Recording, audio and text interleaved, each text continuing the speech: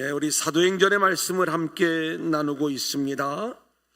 지난주에는 성령의 이끄심 속에 나타나는 강력한 회개, 또 초대교회의 모습, 특별히 하나님 나라에 대한 모습들을 함께 나누었지요.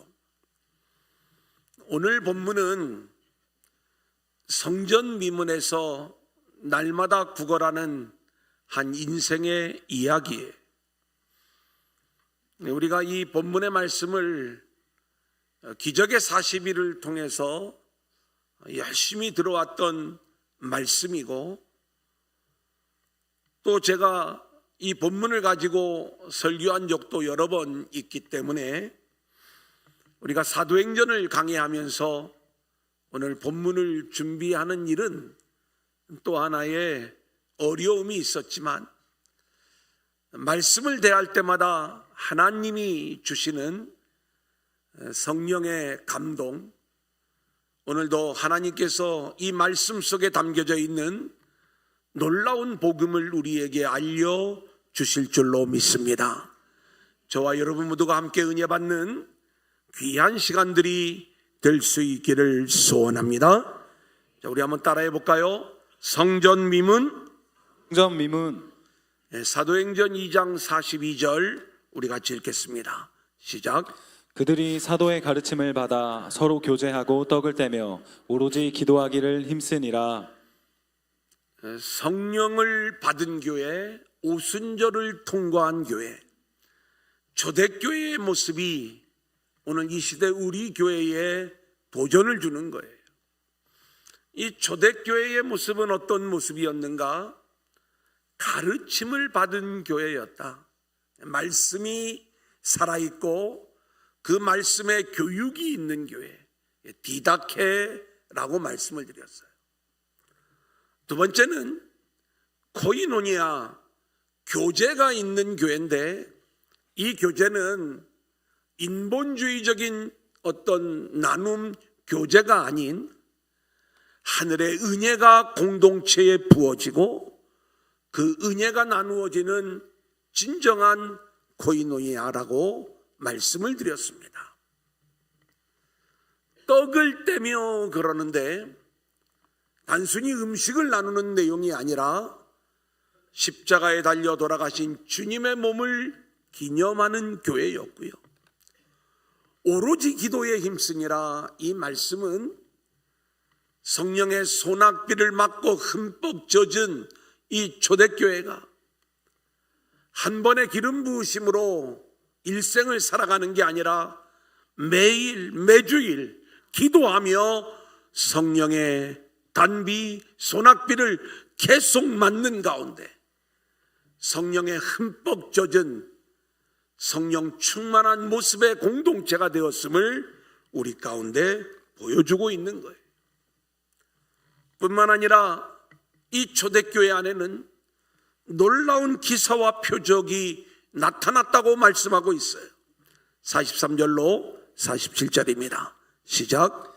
사람마다 두려워하는데 사도들로 말미암아 기사와 표적이 많이 나타나니 믿는 사람이 다 함께 있어 모든 물건을 서로 통용하고 또 재산과 소유를 팔아 각 사람의 필요를 따라 나눠주며 날마다 마음을 같이하여 성전에 모이기를 힘쓰고 집에서 떡을 떼며 기쁨과 순전한 마음으로 음식을 먹고 하나님을 찬미하며 또 온 백성에게 칭송을 받으니 주께서 구원받는 사람을 날마다 더하게 하시니라.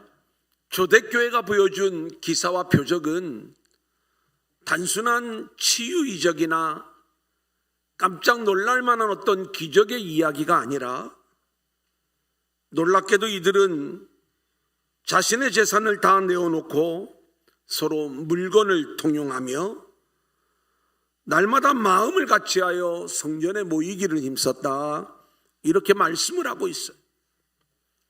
이게 왜 놀라운 일인가? 이게 왜 기사와 표적이 되는가? 원래 하나님은 우리를 그렇게 하나님의 놀라운 은혜를 모두가 함께 누릴 수 있는 존재들로 창조하셨어요. 근데 우리 인간의 죄로 말미암아 그 은혜가 깨어지게 되었죠.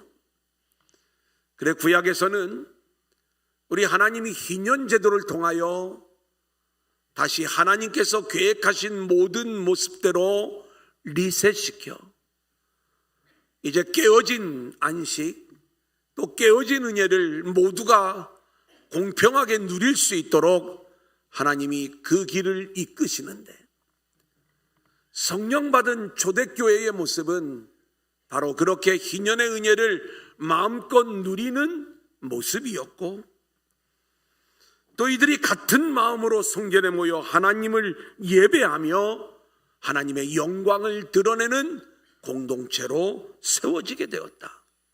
이게 우리가 지난주에 함께 나눈 말씀이었습니다. 이제 우리가 오늘 사도행전 말씀 3장의 내용을 공부할 때 우리는 이 배경을 알고 3장의 말씀으로 넘어가야 됩니다. 성령의 소낙비가 임하여 온 성도들이 이 오순절 성령에 흠뻑 취해 있는 이 공동체 안에 어떤 일들이 도대체 나타나고 있는가?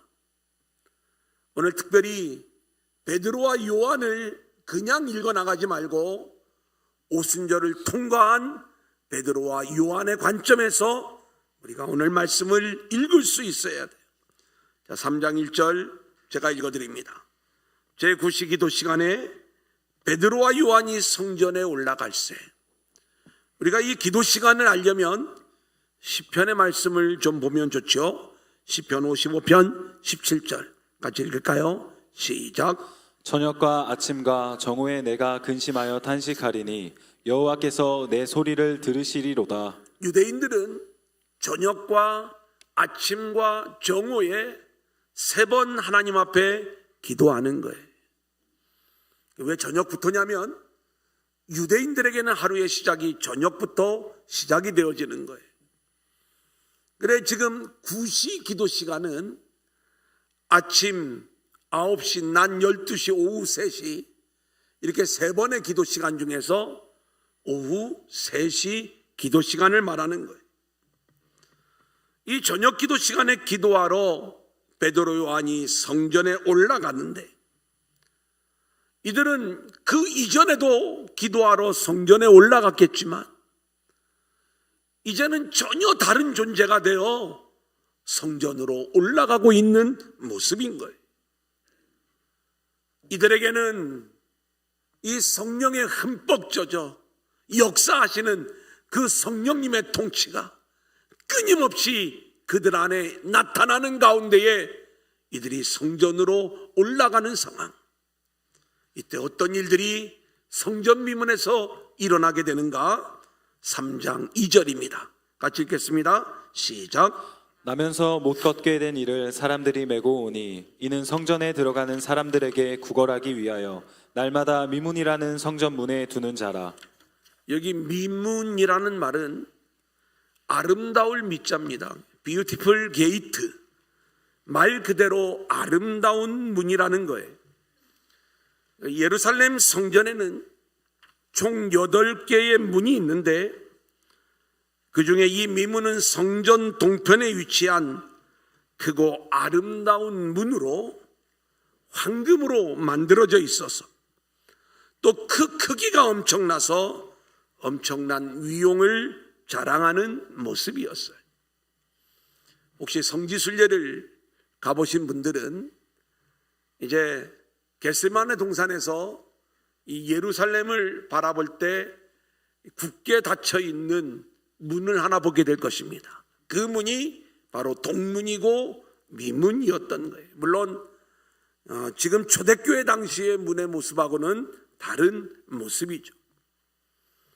자, 그러면 초대교회 당시에 이 미문은 어떤 모습이었을까? 우리는 예루살렘 성전이 3번에 걸쳐 지어졌던 것들을 보게 됩니다. 첫 번째는 솔로몬이 지은 솔로몬 성전이었어요. 이제 예루살렘이 바벨론에 의하여 함락되면서 이게 무너지게 되죠. 두 번째 성전은 포로에서 돌아와 스룹바벨이 지은 스룹바벨 성전이었어요. 그 모습이 너무 초라해서 이전 성전의 영광을 보았던 자들이 눈물을 흘리는 이야기가 성경에 기록되어져 있는 거예요. 세 번째 성전은 헤롯 성전입니다. 우리가 잘 알고 있는 헤롯 왕이 유대인들을 위하여 성전을 지어주는데 이유가 있죠. 그는 에돔 출신이어서 인기가 없는 왕이었어요. 자신의 지지율을 좀 높이기 위해, 유대인들로부터 마음을 사기 위해 정치적으로 성전을 지어주는 겁니다. 그러니까 성전을 폼나게 지어줌으로 유대인들의 종교적 허영심을 채워주면서 그들로부터 뭔가 인정을 받기를 원하는 마음이 있었죠. 그러니 얼마나 멋지게 성전을 지었겠어요?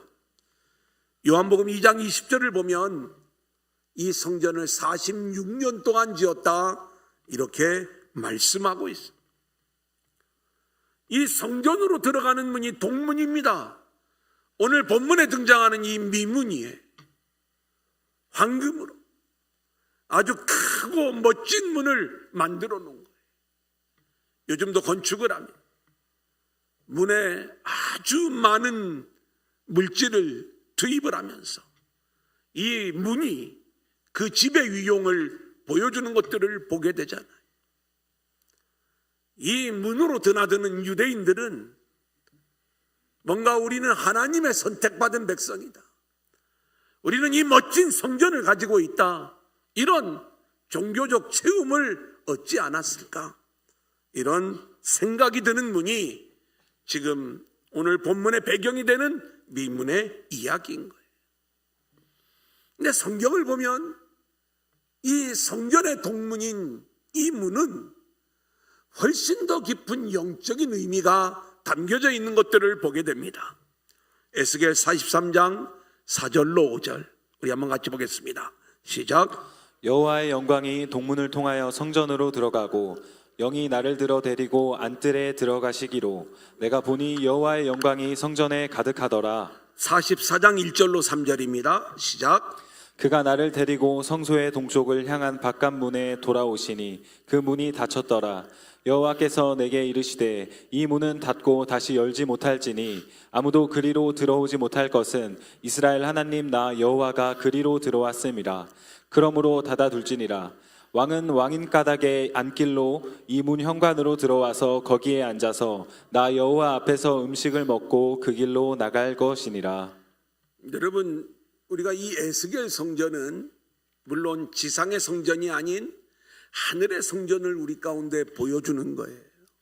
근데 예루살렘 성전이나 또 이 에스겔의 성전이나 그리고 요한계시록에 완성되어지는 새 예루살렘의 모습이나 본질적으로 같은 하나님 나라를 보여주는 원리가 담겨져 있는 거예요. 우리가 흔히 예루살렘의 회복 이 내용을 이야기할 때 이것은 지금 유대 땅 이스라엘 안에 있는 그 예루살렘의 회복이 아니라 우리 모두의 심령 안에 하나님 나라가 회복되어지는 것을 말하는 것이고, 그리고 성경이 우리 가운데 알려주는 모든 성전의 이야기는 이 하나님 나라를 보여주는 거예요. 이 에스겔 성전의 모습을 보면 이 동문, 이 문은 원래 여호와의 영광이 임하여 성전 안으로 들어가는 문이, 하나님이 들어가시는 문. 그래서 그 여호와의 영광이 동문을 통하여 성전으로 들어가셨다.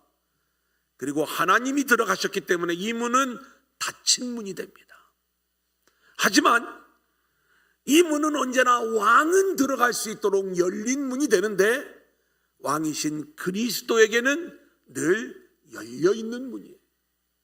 그래서 이 동문은 죄인에게는 언제나 닫혀있는 문이 될 수밖에 없지만 그리스도를 의지하고 그리스도를 붙잡는 자들에게는 예수 그리스도로 인하여 열린 문이 되는 것이다. 이런 영적인 의미가 이 안에 담겨져 있는 거예요. 우리 찬송가 천국에서 만나보자. 보통 부흥의 맨 마지막 시간에 부흥 강사가 이제 다시는 못 만날 것처럼 우리가 천국 가서 만나자고 이 찬양을 부르면서 이별송으로 이 찬양을 부를 때도 있고요. 보통 우리가 장례식 때 또한 이 찬양을 부르지요. 근데 원래 이 찬양의 영문 가사는요, 동문에서 만나보자. I'll meet you in the morning just inside the eastern gate 이렇게 되어져 있어요. 그러니까 천국에서 만나보자로 번역을 했지만 이 동문이 천국으로 들어가는 그 문을 상징하고 있기 때문에 동문에서 만나보자 이렇게 찬양을 지었던 거예요. 그러니까 오늘 이 미문은 바로 하나님의 영광이 임하는 바로 동문을 말하는 것이다. 자, 그런데 오늘 이 미문에 하나님의 영광이 아닌 종교적 이유로 인하여 이곳을 찾은 사람들의 이야기가 등장을 하는 거예요. 과연 어떤 사람들인가? 사도행전 3장 1절로 3절입니다. 같이 읽겠습니다. 시작. 제9시 기도 시간에 베드로와 요한이 성전에 올라갈새 나면서 못 걷게 된 이를 사람들이 메고 오니 이는 성전에 들어가는 사람들에게 구걸하기 위하여 날마다 미문이라는 성전문에 두는 자라. 그가 베드로와 요한이 성전에 들어가려 함을 보고 구걸하거늘. 본문 말씀을 보면 성전 미문에 세 부류의 사람이 등장하고 있죠. 첫 번째는 기도하기 위해 성전에 올라가는 베드로와 요한의 모습이고, 두 번째는 나면서부터 못 걷게 된 일을 도와주기 위해 이 사람을 메고 온 사람들의 모습이에요. 세 번째는 나면서부터 못 걷게 된 자로서 구걸하기 위해 날마다 성전에 오는 자예요. 우리가 조금 전에 살펴본 것처럼 이 미문은 하나님의 영광이 임하는 동문이었어요. 그런데 헤롯은요, 이 문을 아주 유대인들의 종교적 허영심을 채워줄 정도로 황금으로 멋지게 지어놓아 실제로 유대인들은 이 문을 드나들면서 이 문이 은혜의 문이요, 하나님의 임재와 영광의 문이 되어야 되는데 종교적 허영심을 충족시켜주는 문이 되었고, 이 미문을 즐기는 사람들을 보면 날마다 이 미문 앞에서 구걸하는 사람은 이 미문을 통과하여 하나님을 예배하는 모습이 아닌 그렇게 자신의 생애 필요를 채우는 수단으로 이 미문을 즐기고 있는 거예요.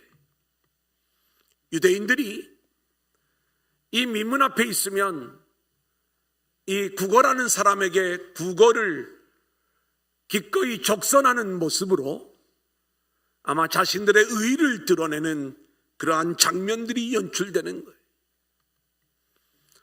이 나면서부터 못 걷게 된 사람이었기 때문에 이 사람을 날마다 메어 데려다주는 사람이 있습니다.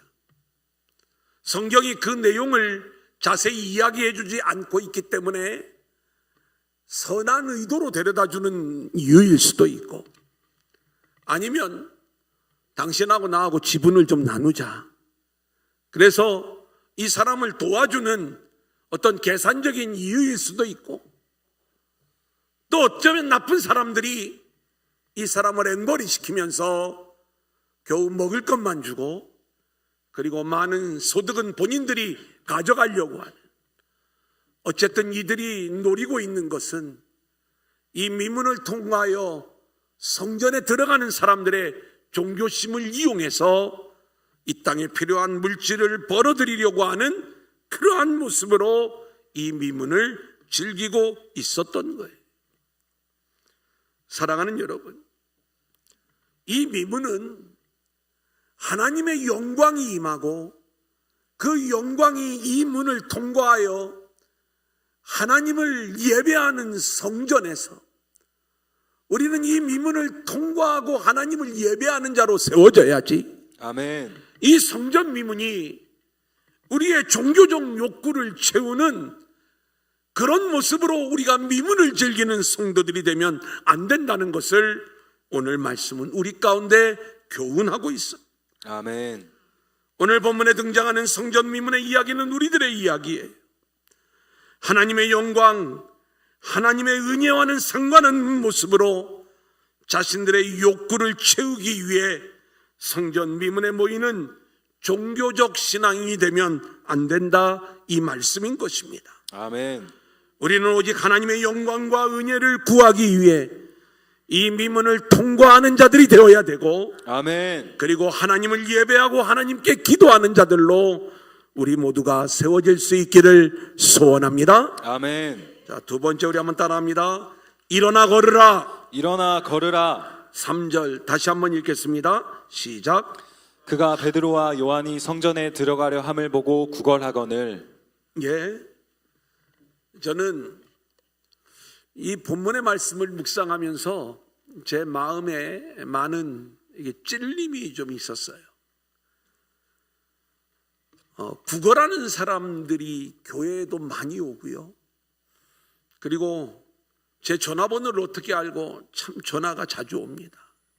예, 모르는 전화가 제 핸드폰에 이렇게 뜨면은 제가 070, 02, 또 요즘은 042 안 받습니다, 제가.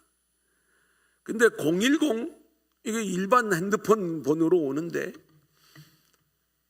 한 번 오면 모르는 번호인데 이거 받아야 되나? 근데 끊겼다가 또 그 번호로 오면요, 혹시 우리 성도님 전화번호인데 급한 내용인가? 그래 이제 전화를 받아요. 안녕하세요 목사님, 그러는 거예요. 내가 목사인 걸 알고 있구나. 그래서 예 안녕하세요, 누구시죠? 누구겠어요? 어디 듣도 보도 못한 무슨 단체, 도와달라는 얘기인데 물건 하나만 팔아달라는 얘기, 대부분 다 이런 얘기들이에요. 근데 한번 생각을 해보세요. 좀 믿을만해야 거기를 어떻게 좀 돕든지 해야 되는데, 이분이 안녕하세요 목사님 그랬으니까 전화를 끊을 수도 없고요. 그리고 네가 양심 있는 목회자라면, 그리고 가난한 자를 위하는 마음이 네 중심에 있다면 이것 하나 정도는 좀 팔아줄 수 있는 것 아니냐? 이 의도를 가지고 저한테 전화를 한 내용이잖아요. 처음에는 순진해서 그러면 하나만 팔아드릴게요 그러다가 이게 한두 번이어야지, 나중에는 하나님이 또 지혜를 주시더라고. 그래서 정식으로 지금 말씀하시는 그 단체를 제가 잘 모르니까 이렇게 저희한테 정식으로 공문을 통해서 요청을 해주시면 교회에서 상의를 해가지고 그 내용을 좀 진행하도록 그렇게 하겠습니다. 한 번도 공문을 보내온 분을 본 적이 없어요. 어쨌든 그렇게 이제 지혜롭게 그 과정들을 이렇게 해나가는데, 교회로 직접 구걸하러 오시는 분들이 있어요. 와가지고 이런 얘기 저런 얘기들을 하면 그 내용을 들어주는데, 교회가 개척교회 때는 제가 직접 그분들을 이렇게 대할 때가 많이 있었거든요. 그 이야기를 듣고 정말 불쌍해서 어떤 때는 있는 것 없는 것 다 이렇게 주는데, 지난번에 왔는데 또 와요. 나중에는 좀 친해져요, 어떤 때는. 왜냐 그런 게 있어요. 근데 우리가 오늘 본문에 등장하는 사람이 지금 베드로와 요한이 이 구걸하는 사람을 처음 보는 게 아니에요. 날마다 구걸하는 사람이에요, 이 사람은. 성경에, 그죠? 그래, 오순절을 통과하기 이전에 베드로와 요한은 이곳을 지나가면서 이 사람을 익히 잘 알고 있어요. 이제 오순절을 통과했는데 이제는 전혀 다른 존재가 되었어요. 이것을 통과하는데 이미 잘 알고 있는 그 사람이 또 구걸을 하는 거예요. 이 사람이 원하는 것은 우리 표현대로 좀 쉽게 이야기를 하면, 나에게 양심이 있으면 한 1,000원이든지 아니면 2,000원이든지 1,000원짜리 없으면 10,000원짜리면 더 땡큐고, 아마 이런 정도의 적선을 원하고 있었을 거예요. 그런 마음으로 원하는 이 사람에게 예전 같으면 1,000원짜리 한두 장 던져주고 그리고 그 자리를 지나가면 되었을 것인데, 오늘 베드로와 요한은 이 성령의 강력한 통치 안에서 전혀 다른 모습을 우리 가운데 보여주고 있어요. 4절과 5절 같이 보겠습니다. 베드로가 시작. 베드로가 요한과 더불어 주목하여 이르되 우리를 보라 하니 그가 그들에게서 무엇을 얻을까 하여 바라보거늘. 베드로가요, 이 구걸하는 사람에게 우리를 보라, 나 좀 쳐다보라, 이 얘기를 하고 있는 거예요. 그냥 1,000원, 2,000원 주고 지나가면 되는데 서로 그 얼굴을 볼 일이 뭐 있어요? 구걸하는 사람도 대부분 푹 뒤집어 쓰고, 그렇게 자신의 얼굴을 누가 보여주려고 하겠어? 지나간 이 적선을 하는 사람도 그냥 주고 가면 되는 것 아니겠어요? 그런데 지금 이 베드로와 요한은 성령의 이끌림을 받고 있는 거예요. 그리고 이 1,000원, 2,000원 그 구걸을 통해서 자신의 삶을 이어가는 이 영혼을 위해서 뭔가 성령께서 강하게 이끄시는 그 일들을 진행을 하는데, 우리를 보라, 이게 눈이 마주치면서 눈으로 기선제압을 하고 뭔가 이 사람을 조종하려고 우리를 보라고 이야기하는 게 아니라, 또 이 베드로와 요한이 자기 자신들의 어떤 얼굴을 보여주기 위해서 우리를 보라 이렇게 이야기하는 게 아니라, 이 베드로와 요한은 그 안에 성령님으로 충만한 상태, 그리고 살아계신 예수 그리스도가 그 안에 역사하고 있는 그 상태에서 내 안에 있는 예수님, 내 안에 있는 이 성령님을 이 구걸하는 자에게 보여주기를 원했던 거예요. 아멘. 그래서 우리를 보라라고 이야기할 때 내 얼굴 보라는 게 아니라 내 안에 계신 예수님을 바라보라, 아멘. 이 의미로 나를 보라, 이렇게 이야기를 하고 있는 거예요. 사랑하는 여러분, 우리는 우리의 이웃들을 우리가 어떤 눈으로 바라보고 있습니까? 뭔가 우리는 어려움을 겪는 사람에게 얼마 만에 도움의 손길을 주고 그걸로 내 종교적 의무를 다했다, 이런 생각을 가질 수가 있고요. 전혀 그 영혼에게 성령의 충만함이나 아니면 하나님의 놀라운 은혜의 역사, 예수 그리스도의 십자가의 은혜, 이 놀라운 복음이 흘러가고 그 복음이 증거되는 일에는 전혀 관심이 없은 채 그저 나의 종교적인 체면과 그리고 종교적인 양심을 그냥 적당히 맞춰줄 수 있는 그 선에서 우리가 서로를 대하고 있는 것은 아닌지. 사랑하는 여러분, 우리는 언제나 성령께서 저와 여러분의 마음을 통치하셔서 아멘. 주님의 심정, 주님의 마음을 가지고 서로를 대할 수 있기를 소원합니다. 아멘. 내 안에 있는, 내 속에서 역사하시는 성령님을 보라. 아멘. 우리는 서로에게 서로의 얼굴을 대하면서 서로의 얼굴을 보는 것도 있지만 우리 속에 있는 그 예수님, 그 성령님을 서로 마주하면서 아멘. 우리가 함께 기뻐하고 그 은혜를 나눌 수 있는 저와 여러분들이 될 수 있기를 소원합니다. 아멘. 이제 3장 6절입니다. 베드로가 시작. 베드로가 이르되 은과 금은 내게 없거니와 내게 있는 이것을 내게 주노니 나사렛 예수 그리스도의 이름으로 일어나 걸으라 하고. 자신을 바라보는 구걸하는 자에게 베드로가 선포하는 거예요. 은과 금은 내게 없지만, 아니 은과 금을 구한 게 아니에요. 나 카드만 들고 다녀서 현금이 없는데 뭐 이런 의미로 이 얘기하는 게 아니에요. 사람들이 구하는 은과 금, 그것은 이 구걸하는 사람이 원하는 적은 돈이든 아니면 우리도 은과 금을 구하고 있잖아요. 내 인생의 성공을 위해서 또 내 인생의 미래를 위해서 우리가 구하고 있는 그 은과 금, 여러분, 이 사람은 오늘 그 구걸이 채워줘도요 내일 또 구걸해야 되는 거고, 그리고 그 구걸로 그의 인생의 본질적인 문제를 해결할 수가 없다고요.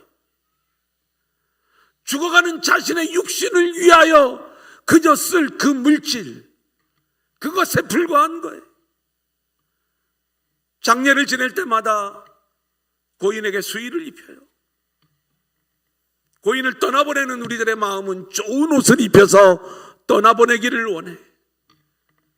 이 상조들은 그 유족들의 마음을 이용을 해서 비싼 수의를 팔아먹으려고 하고, 입관을 하고 나면 하루만 지나면 불에 다 태워질 것들, 그죠?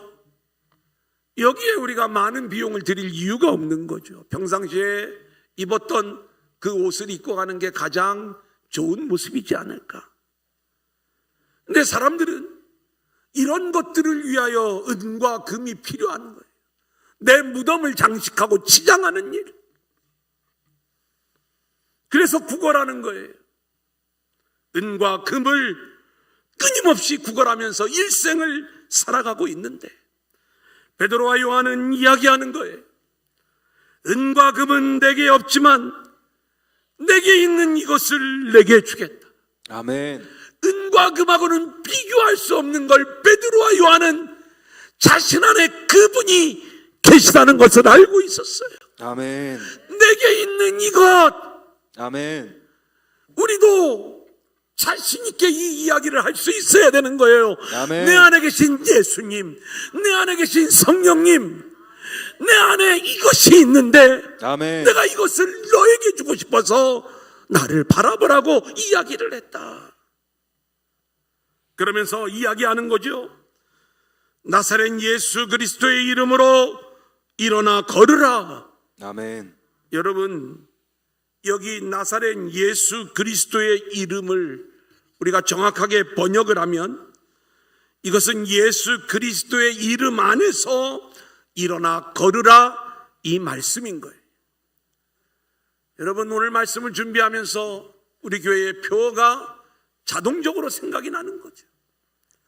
내 자리를 일어나 내 자리를 들고 걸어가라. 아멘. 이 말씀은 물론 요한복음 5장 38년 된 베데스다 연못가의 병자 이야기예요. 오늘 본문의 사람과 이 베데스다 연못가의 사람의 공통점이 있습니다. 이 사람의 나이가 40여 세나 되었더라. 성전 미문에 앉아있던 이 사람은 40년을 그 자리에 주저앉아 있던 사람이, 베데스다 연못가에 38년 된 병자는 거의 40년, 이 38년을 역시 일어서지 못하고 누워있던 자였어요. 그런 자들을 향하여 우리 주님은 말씀하시는 거예요. 어쩌면 이들의 모습이 우리 모두의 모습과도 같은 것인데, 아멘. 우리도 우리의 자리에서 일어나 은과 금을 구걸하던 그 구걸의 자리에서 일어나 성전문을 통과하여 하나님의 전에 들어가 하나님을 만나고 아멘. 그 하나님을 예배하는 자들이 되어야 되는데, 아멘. 여전히 미문 앞에 와 있지만 은과 금을 구걸하면서 결국 하나님은 만나지도 못하고 40년 50년 누워있는 꼼짝 못하는 그 모습으로 우리가 신앙생활하고 있지는 않은지. 아멘. 말씀을 준비하면서 너무 주님께 죄송했어요. 오늘 이 시간 함께한 저와 여러분 모두가 주님의 말씀을 듣고 일어나 예수 그리스도의 이름 안에서 일어나 아멘. 이 미문을 통과하여 하나님을 예배하는 자들로 세워질 수 있기를 소원합니다. 아멘. 미문을 통과한 오늘 주인공의 모습이에요. 7절 8절입니다. 같이 읽겠습니다. 시작. 오른손을 잡아 일으키니 발과 발목이 곧 힘을 얻고 뛰어 서서 걸으며 그들과 함께 성전으로 들어가면서 걷기도 하고 뛰기도 하며 하나님을 찬송하니 나면서 못 걷게 된 자에게 놀라운 일이 일어났어요.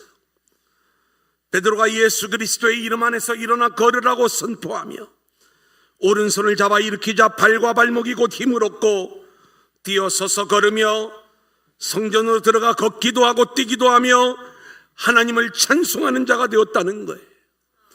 드디어 미문을 통과한 자가 된 거예요. 아멘.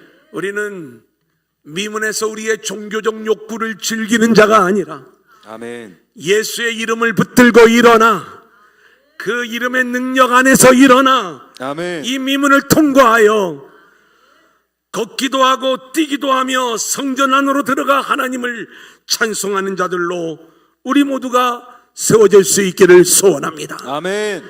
우리의 인생은 미문에서 자신의 소원을 챙기며 탐욕을 즐기는 종교적 인생이 아닌 미문을 통과하여 하나님을 찬양하는 하나님의 영광을 드러내는 인생들이 되어야 할 줄로 믿습니다. 아멘. 이 미문은 하나님의 영광이 임하는 문이요 예수 그리스도 안에서 열리는 문인 것처럼 우리 역시 예수 그리스도의 이름 안에서 일어나 걸어 주님으로 인하여 열린 이 미문을 통과하여 하나님 나라의 은혜를 누리는 저와 여러분들이 될 수 있기를 소원합니다. 아멘. 이제 마지막 9절로 10절 같이 읽습니다. 시작. 모든 백성이 그 걷는 것과 하나님을 찬송함을 보고 그가 본래 성전 미문에 앉아 구걸하던 사람인 줄 알고 그에게 일어난 일로 인하여 심히 놀랍게 여기며 놀라니라. 미문을 통과한 사람만이 하나님의 영광을 드러낼 수 있는데 미문에서 날마다 구걸하던 인생이 이 미문을 통과하여 하나님을 예배하는 자가 되었을 때 많은 사람들이 이 모습을 보고 진짜 놀라게 되었다. 하나님의 능력, 예수 이름의 능력, 미문을 통과하게 하고 그리고 하나님 나라를 맛보게 하는 이 놀라운 일들을 사람들이 보고 감동하는 거예요. 우리 두란노 공동체가 이렇게 미문을 통과한 자들이 함께 모여 하나님을 예배하며 세상을 진동시키고 세상을 깜짝 놀라게 하는 귀한 역사가 나타날 수 있기를 소원합니다. 아멘. 이제 결론을 말씀을 드립니다. 오늘 본문 말씀 속에서 우리가 붙잡고 일어나야 될 첫 번째 말씀은 무엇일까?